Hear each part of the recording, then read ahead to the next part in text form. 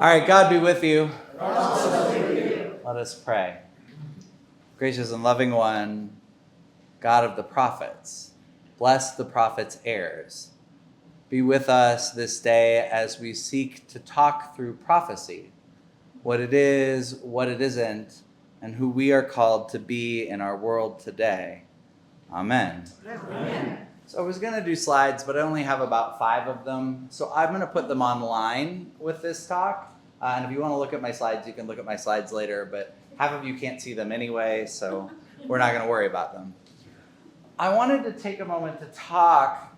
We're going to do 2 of these fora around the tiers of things, the book by Richard Rohr. And a number of us are in study groups together during the week. We do still have a little bit of room, particularly in the Monday morning group that meets right here at 8 in the morning on Monday. You're welcome to come if you'd like. Or on our Zoom sessions, which are going to be at noon on Tuesdays. If you want to join the Monday group, just show up. If you want to come to Zoom, send me an email. I'll shoot you the link. But that's where a lot of the discussion is happening around the tiers of things. So I'm going to lean a little bit more on the teaching side today. I'll make some room for questions at the end, but I'm going to lean a little bit into teaching today because there's so much discussion happening out in the group. It's sort of like being in an undergraduate seminar and you've got your lecture section and then your discussion sections, if you can remember that, or many of you were actually professors. So this is a little bit more the lecture section, but there is some room for questions. So I want to spend a moment with something Rohr says in The Tiers of Things. Rohr says prophets are, by definition, those rare individuals who see reality in its fullness and dimension rather than in dualities like totally right or totally wrong, all good or all bad. I want to spend some time this morning looking at the biblical and theological vocation of the prophet as the one who feels, speaks, and enacts God's grief and God's hope in history. And so I want to make sure that you're aware of a couple of voices in this conversation, 2 that Richard Rohr points to directly. He does this in the acknowledgement section. But there are 2 really important voices about the prophets in the 20th and then into the 21st century. The first I get a little bit nervous talking about because my predecessor, Joe, had his PhD, his dissertation was on Abraham Joshua Heschel. And so in some ways, I get a little imposter syndrome talking about Abraham Joshua Heschel. Maybe we should invite Joe back to talk about him sometime. But Abraham Joshua Heschel is an Orthodox scholar, a writer who becomes this very influential voice in the culture, and who helps us recontextualize who the prophets are and to understand how the Jewish community living today apprehends the prophetic texts. The other voice that Richard points to as really important for the understanding of the prophets is a scholar named Walter Brueggemann. And I wouldn't be a good, at one point, St. Louisan without saying Walter Brueggemann has a St. Louis connection. Walter Brueggemann started his career at Eden Seminary in St. Louis. He went on to be its academic dean, had a very important career, probably one of the most important scholars of the Hebrew Bible in Christianity in the 20th and even into the 21st century. Walter Brueggemann helps us to see the prophet as a poetic voice of resistance and alternative consciousness.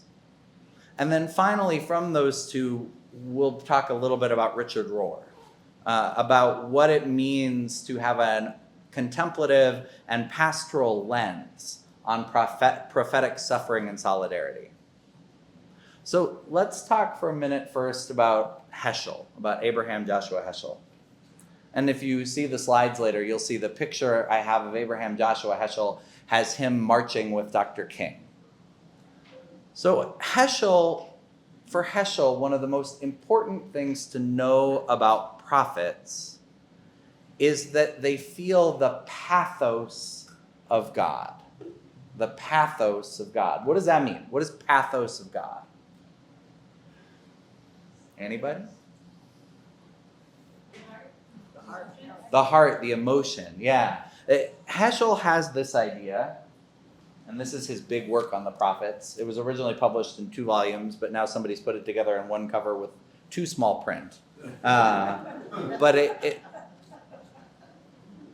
Heschel helps us to see the prophets differently than the way we often have seen the prophets.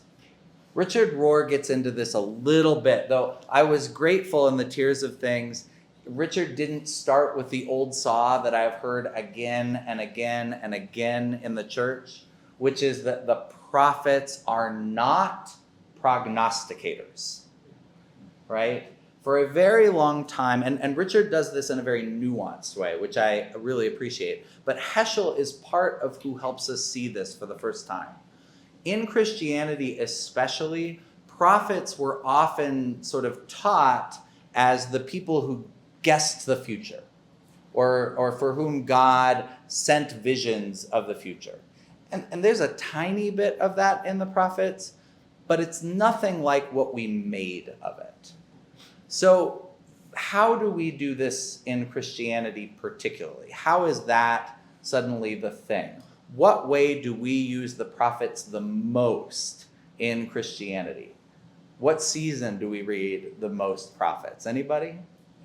Advent, right? We read particularly Isaiah as if Isaiah was telling the future coming of Jesus, right?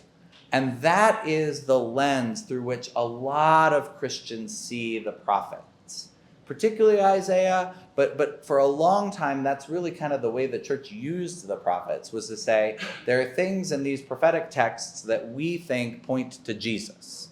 And so let us talk to you about who Jesus was.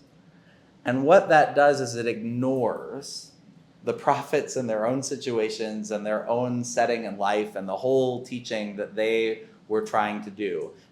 Making the prophets be some forerunner to Jesus fails to take the prophets on their own terms. And what Abraham Joshua Heschel does that is so profound is to talk about the prophets as, quote, some of the most disturbing people who ever lived. It's often not fun to read the prophets. I thought Amos was grumpy last week, and then we got this week's text, right? The prophets are often in the mode of lamentation. But what Heschel asks us to see, invites us to see, is that the prophets are feeling the emotions of God. And Heschel invites us to see a God who is emotionally involved in history, in the life of the people, who cares about what is happening. Now, we know that that's true. We've read, at least in Exodus, the call of Moses, where God says to Moses, I have heard the cries of my people, and so I'm sending you, Moses. But what Heschel asks us to do is to see these sometimes larger than life emotions of the prophets as part of the emotional life of God. So the prophet's empathy is with God's people and with God's suffering in injustice. The prophet, Heschel says, hears God's voice and feels God's heart. So that's Heschel, and that's Heschel in a very much a nutshell. And there is this sense for which understanding that anger is part of the emotional life of God is important for Heschel. Now, anger being part of the emotional life of God is a little tricky for Christians, right? Particularly Christians living in late 20th and early 21st century America, where we have that, most of us read that sermon, Sinners in the Hands of an Angry God. We tend to think God is angry at us as individuals, right? That God is angry at something we did. Usually it has something to do with sex, right? But that there's some kind of very individualistic piece to God's anger. And what you have to know is that for Heschel, God's anger doesn't function on that level. God's anger is about justice. God's anger comes about because God's people are being denied justice. It's what we heard again in Amos today about trampling on the poor. That the natural consequence of injustice in our world is the anger of God. But that anger isn't usually directed at one person. Sometimes the king. It's never good to be a king in the land of the prophets, right? There is this famous tension between prophets and kings. But so sometimes the king becomes the focus of the prophet and of God's anger. In Exodus, of course, it's Pharaoh, right? Go tell old Pharaoh to let my people go. Pharaoh becomes the focus of God's anger, but it is the situation of injustice, the corporate situation, that gives rise to that anger and gives rise to the lament, that pathos of God. Anger and sadness, anger and frustration, anger and sorrow are often mixed up in the prophets. But it's really important to hear, unless you are a king, you don't have to worry too much about God being angry at you as an individual. It is God's anger at the situation and God's hope that that situation can be transformed. And that's where the prophet sits. We'll move next to Walter Brueggemann. Now, Walter Brueggemann, in many ways, often quotes Abraham Joshua Heschel, but Walter Brueggemann has a couple of insights into the life of the prophet that have really taken hold in our world today, in our sense of who the prophets were. And Walter Brueggemann talks about two sides of the work of the prophet. It's really the same work, but there are two sides. The book that Walter Brueggemann is most famous for this is called The Prophetic Imagination. That's the one that Richard quotes the most. We'll get to the imagination piece, but to get there, you have to hear first the disruptive character of the prophets for Brueggemann. For Brueggemann, the first vocation of the prophet is to disrupt the dominant consciousness. To disrupt the dominant consciousness. Brueggemann often calls this the royal consciousness, right? And that is to say that the royal consciousness is the consciousness of empire. It's the way of looking at the world, the lens of looking at the world that serves the empire. If you have an old copy of Walter Brueggemann's book, it is worth your time to go and find one of the updated editions. There is it's one of those wonderful things in theological scholarship when you can watch a conversation happening over time. But I think it's in the second edition, Walter Brueggemann adds a preface, as they always do.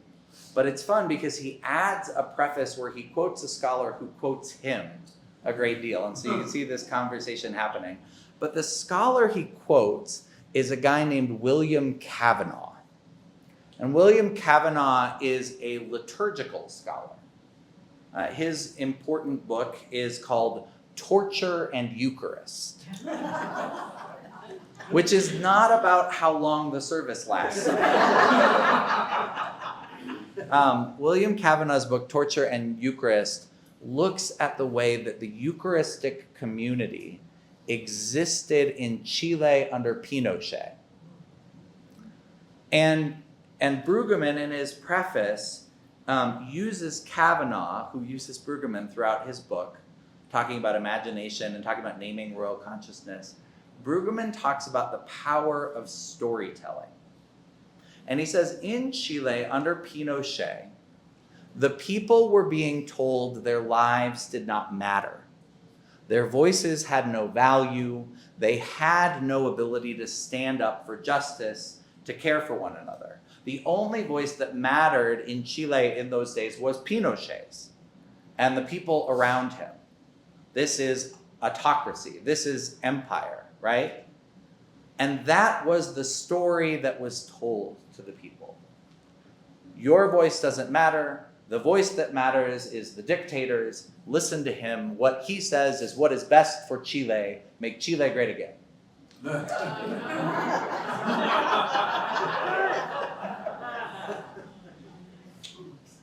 And Kavanaugh says that in the midst of that environment, the Eucharist became a totally different thing. In the midst of that environment, the bishops started talking more and more about Eucharist as a place where all of the people who gathered around the table mattered, where every voice was included. The story of the Eucharist was an alternative way of seeing, an alternative way of enacting, and an alternative way of imagining the people's place in a society. Pinochet and his generals used torture to silence the people. The church, simply by gathering, blessing, breaking bread, and sharing it, told a different story, reminded people that they were valued.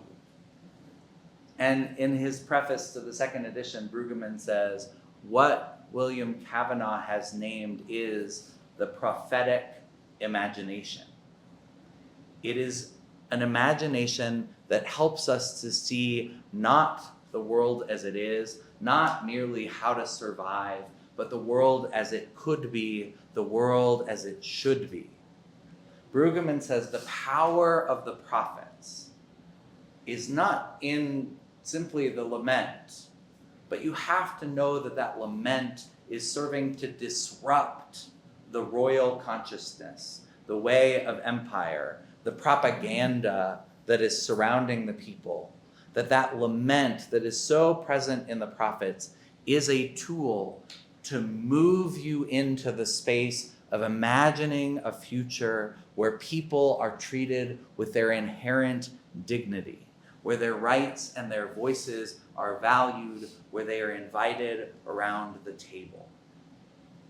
And Brueggemann says that in the face of empire, this process of lament, hope, and then doxology, offering praise to God, it offers new language. The prophet's power lies in imagination, not coercion. Speech and hope, not power over.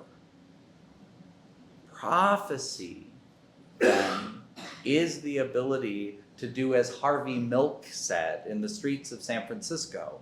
You gotta give them hope, right?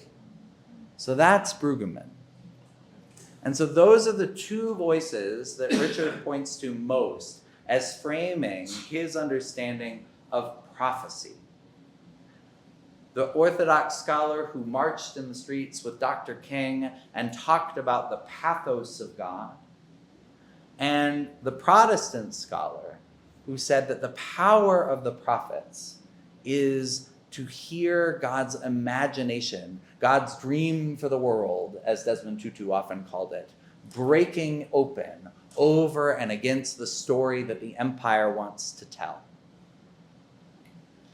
And that's where Richard comes in. And he talks about prophecy and suffering and the tears of things.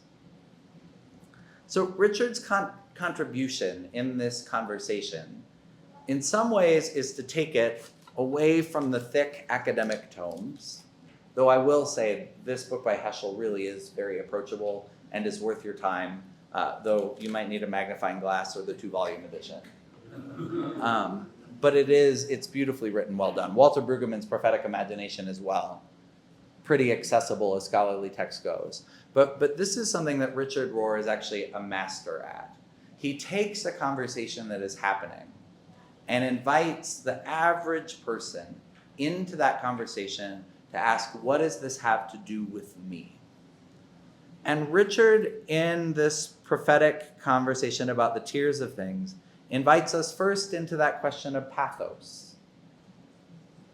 Really invites us into how do we feel the feelings right now in a world that feels like it has gone so wrong. I named some of the what's going wrong in the world in my sermon.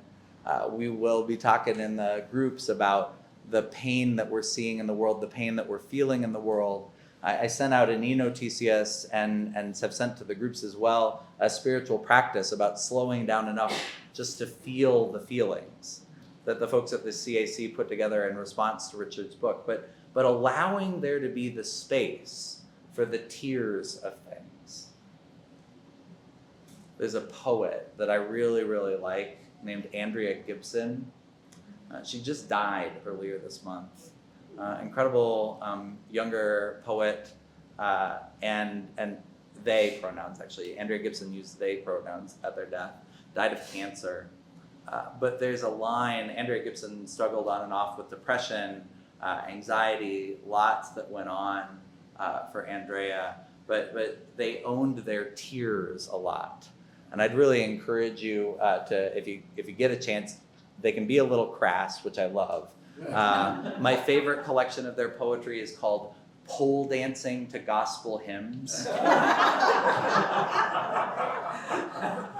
But Andrea Gibson has this line where they say, I cry as often as some people pee. Right?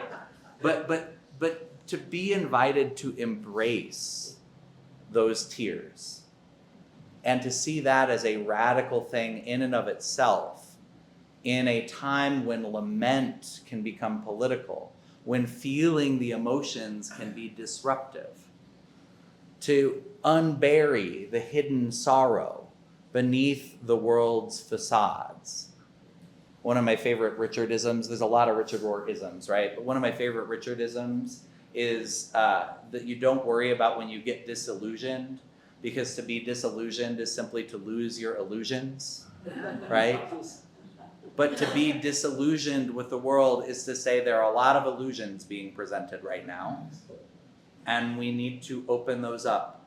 We need to feel the tears of things. And so the prophetic task is not to escape suffering, but to enter it consciously, intentionally, knowing that the suffering, in the language of the prophets, is what allows us to move toward hope, toward imagination. That you don't get to the other side without going through those emotions. Richard also talks about it a lot in that process of order, disorder, reorder. You don't get to the new order. You don't get to the new way of imagining the world. You don't get to the place God dreams for us without disordering what we thought was ordered, without that disruption. So Brueggemann's emphasis of that disruption is there, but it's that disruption of numbness, that grief itself can be political. So Rohr adds, probably better than the other two touch on it, but Rohr asks us to consider the interior dimensions of these teachings. That prophecy is transformative of the society, yes, but also of the self. Rohr invites us to see the levels on which we participate in systems that we think are ordered, but really we need to work to disorder. And Rohr invites us to see that on a number of levels. The societal and political, absolutely. But the family system and even in our own life. Can't tell you the number of people in this church that I've talked to that have read Richard's book on the 12 steps and would say that may be one of the most important books that he wrote, right? Breathing underwater, right? But it's this sense of, in our own lives, those orders need to be disrupted. The things that we thought were holy and untouchable, there's very little of that actually in the world that doesn't need reimagining. So the question then becomes, if this is the biblical frame for prophecy, if the biblical frame for prophecy are the people who disrupt the status quo, as Heschel said, some of the most disturbing people you'll ever meet, but disturbing is held in a, high regard in this sense, because you're disturbing an imperial status quo that is not serving the people. If that is what prophecy is, then who are the prophets today? Where are the prophets today?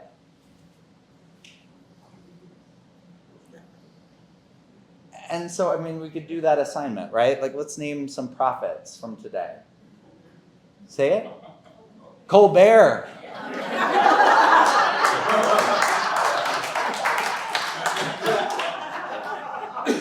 Here's the thing about Stephen Colbert. It's the same thing that happens to the prophet Jeremiah. If you try to cancel him, he just comes back stronger. See how a network does, talk about old technology. We'll see how that goes. Poppy. Rachel Maddow. The thing that I would caution around Rachel Maddow, and a place that I see Colbert is in a slightly different place, is that prophetic imagination tends to move beyond the binaries, as Richard says, the dualities. And one of the places that I see prophets is in a place where even the politicians that think that you're going to be on their side get confounded by you. And so I do value Rachel Maddow's voice a lot. But there's a story about Desmond Tutu. You want to talk about he's now been dead a few years, but Desmond Tutu, for a lot of my life, I thought of as a prophet, right? One of the key moments in Desmond Tutu's ministry, in my mind, is what happened after he got Nelson Mandela out of jail. Do you know this story? So Nelson Mandela comes off of Robben Island. The first night of freedom he actually spends at Bishopthorpe, at Desmond Tutu's house in Cape Town. Desmond is the Archbishop of Cape Town at this point. And so they're close, they're friends, we know this. Desmond Tutu is largely responsible for keeping the movement going when so many of the political figures have been arrested. Desmond Tutu gets the Nobel Prize for this work. And Nelson Mandela also gets a Nobel Prize for this work against apartheid, right? And you would think they're thick as thieves. And Nelson Mandela, after freedom, I think even after he won the presidency, came to Desmond Tutu and said, okay, when are you joining the ANC, the African National Congress, the political party that Mandela and the folks who struggled against apartheid created and won the election in a landslide? And Desmond Tutu said, oh no, I'm never joining the ANC. Now that you're in power, it's my job to hold you accountable. Right? And so that independence of a voice is really important. And one of the things that worries me about our world right now is that it has become, like, the way that we think of media companies even has become so partisan, right? And that, like, what we saw this week with the defunding of NPR and PBS was framed as, well, they're democratic. They're on the side of the DNC.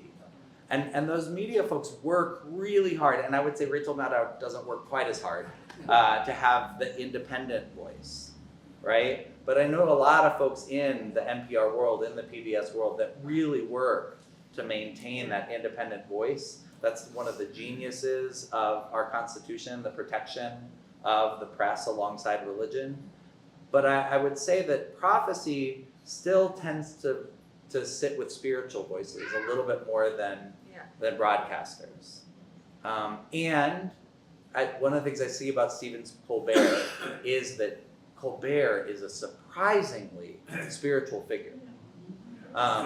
Colbert really brought James Martin onto the consciousness of the world stage, and that Jesuit has done a whole lot with Colbert's support. But Colbert has brought his very progressive Catholic identity into the way he does things. He would also tell you that, like, if you're going to him to get the news, you're doing it wrong, right? Like, he is a comedian, and comedians and prophets are often close together.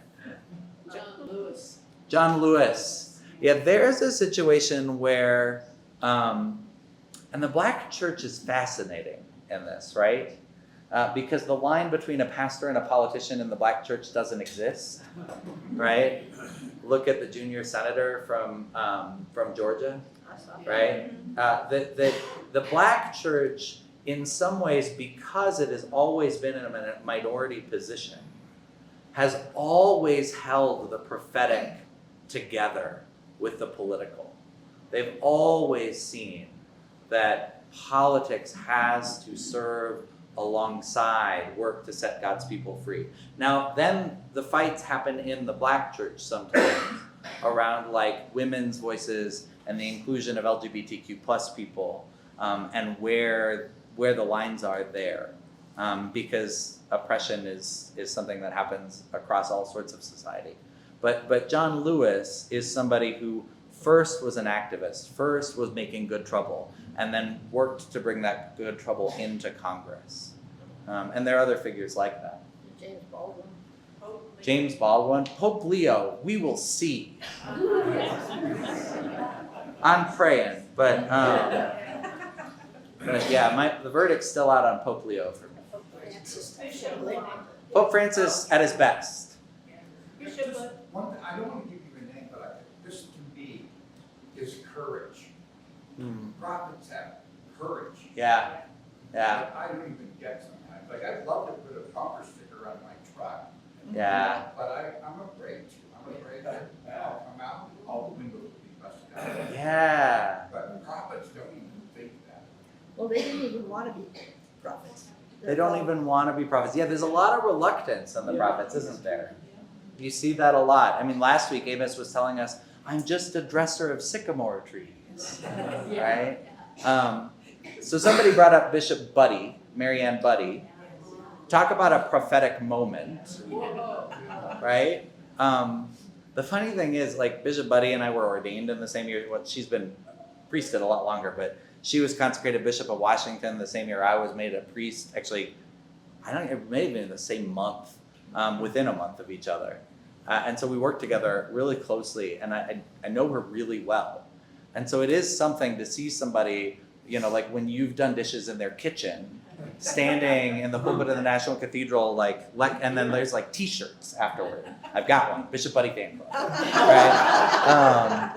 And I've been a fan since. I mean, she's still. I've told Bishop Michael this, but she raised the bar for what a bishop is for me at the beginning of my ministry in incredible ways. But she's written a book about courage, and it's exactly what you're talking about, Bill. It's like courage is a key part of what it means to live prophetically, and choosing to exercise courage in very particular ways in particular moments. She knows this, we've talked about this, but I was angry at her in the first Trump administration when he waved that Bible upside down in front of the church I worked at. There was a real debate within the Diocese of Washington about whether they should sue him for trespassing. Technically, he was on their property without their permission. And it was Mary Ann's decision not to do it. And I was upset about that. I thought they should sue. And if they had, there's no way he ever would have been sitting in that pew for her to deliver that sermon. Right? And so she kept her powder dry and then used it. I'm not sure right now whether all of the institutions that are kind of holding back and waiting for their courageous moment are doing that as wisely. But there is that sense of courage that is, and she talks about that decision in her book, right? But there is that sense of courage that is an important part of prophets. Any other prophets you want to talk about, characteristics of prophets in our day? What do you think? Who do I think? It's interesting because Brueggemann's idea about the prophets as poets has me held in some interesting ways. When I think about prophetic moments, I think about like Amanda Gorman's poem at Biden's inauguration. Not because it was Biden's inauguration, but because of the vision that it cast of what America can be, right? That at this moment when we were all paying close attention, somebody broke through and said, yes, and this, right? I would say the same about Langston Hughes. I posted on social media on the 4th of July, we were up in Canada, which was kind of beautiful. I was grateful not to be around my dog stealing with the fireworks, right? But I got thinking about that Langston Hughes poem about let America be America, the land that never has been yet and yet must be, the land where everyone is free. And then Langston Hughes says, America never was America for me. Right? It's this poetic invitation into who can we be as a people. That, I think, is one of the pieces of prophecy that is so very important. Which is why I think, by the way, that Bishop Mary Ann's sermon was a moment of prophecy, because what she was doing in a moment when the royal consciousness was very much on display was to disrupt that and to say, no, we still can be a place for immigrants, for LGBT people, for trans kids. Those people still have a place in our society. She was imagining the world as it ought to be. And so that's why I sit with that prophetic moment. And I would say some of the poets capture that for me as well. Dana. Along those lines, I think of Mary Oliver, just in the power of observation. Yeah. Because if I'm, like, for example, up in my head thinking, I'm not noticing the sunflower or the person on the corner of the street. And I read, somebody said she is one of her just amazing skills is that there's never been anybody that's written so much about nature that makes you think about people. Yeah. So Never been somebody who's written that much about nature who makes you think about people. And thanks for bringing up Mary Oliver, because where I want to bring us in conclusion, and then I'll take some general questions, but is to a place of becoming a prophetic people. To understand that we often, and the Bible is partly to blame for this because we name the books based on the people, right? And Richard points out that we don't have books for the 7 women that are regarded as prophets as well in the Bible. We should. But when you do that, you kind of make it seem like the prophet is an office that somebody holds. Like only certain people count. And part of what Richard's inviting us to is to become a prophetic people. That remembering that prophecy is not about predicting the future. We could do a whole thing about how they used to do that in the biblical times. It was gruesome. This is not about predicting the future, but about feeling God's pain, disrupting illusions, and offering hope. And so we're invited to this prophetic consciousness, to feel deeply, to be present, and to observe. I mean, part of why Mary Oliver is such a good example of this is because she spent basically every morning in her muck boots, walking through the woods, scribbling in notebooks, and only tiny fragments of what she wrote and what she did turned into poetry, right? She practiced that observation intensely. You have to practice that level of observation to produce the kind of lines that she produced, right? But to get in there and make that space, to see what is going on, to notice what is going on, to feel deeply what is going on. For Brueggemann, it's also about speaking truth imaginatively. Richard brings this up, but we've all been in those conversations with the people who can drop just like one line and change the whole room, right? I am a person of way too many words, so I love those moments of economy with words. That's why the poets I admire so much, right? But that to speak the truth imaginatively is a very important part of what we do. And as Christians, as people who look to the prophets, when we are in spaces where lament and where duality and binaries are present, there are spaces where you have to polarize, right? There are spaces where in order to do justice, there have to be polarities. You have to be able to say, are you with us or against us? You have to be able to go to the politician's office and say, we demand this. And if you don't do it, we're going to organize the voters to vote against you, right? There have to be those polarities. But to engage those with a prophetic lens is to do it with a level of imagination, is to do it with a level of openness that is different. And then Richard would also invite you to think about how you live compassionately. How do you allow this frame of prophecy to shape how you engage with the people in your day-to-day life? One more Desmond Tutu story about that. I've told this before, but Desmond Tutu, like a lot of these guys that get invited to go be big speakers places, had a little rider. Like if you were inviting Desmond Tutu to come, you had to do certain things, and it wasn't like have a whole bowl of green M&Ms, right? But he did say he needed several hours each day for private prayer.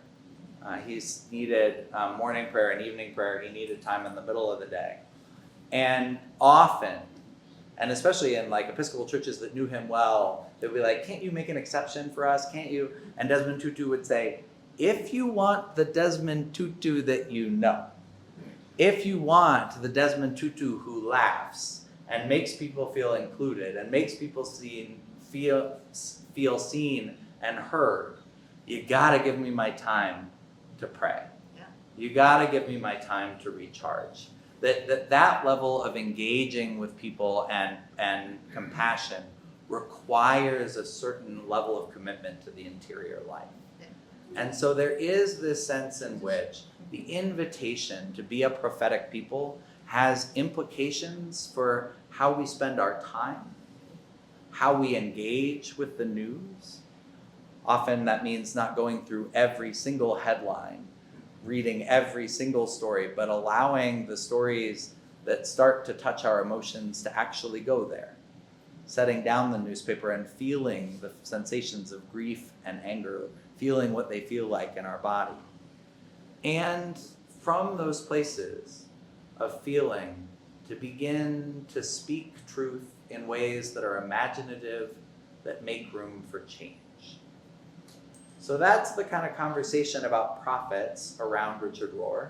We've got just a couple minutes, and then I got to go do another service. So if there are any questions. Marion. Certainly not Christian, but how about the Dalai Lama?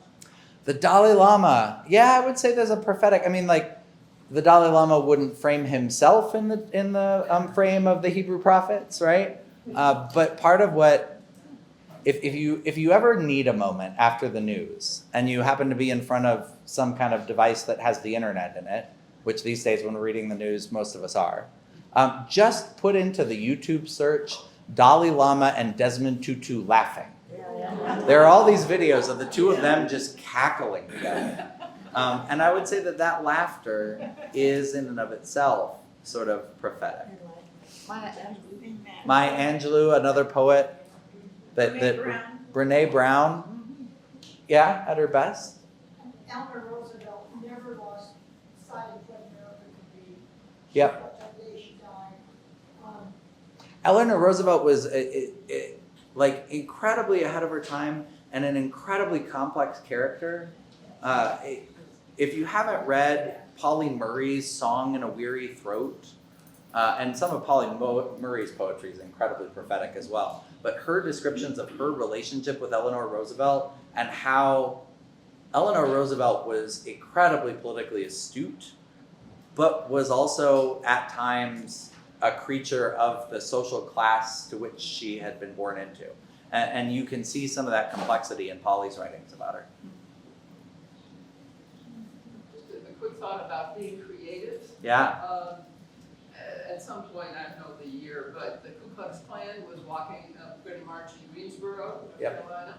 And so a group got together, put on clown suits, and joined the march.